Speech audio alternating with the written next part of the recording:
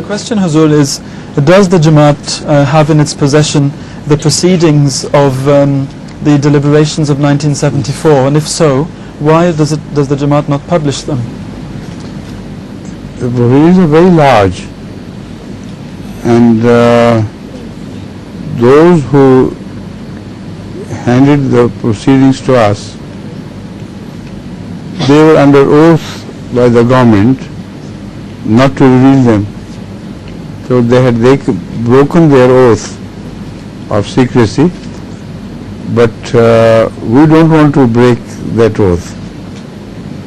Whenever some misrepresentation is made by the mullahs, only then we rectify it according to the correct procedures of the report, and telling them that this is the correct one.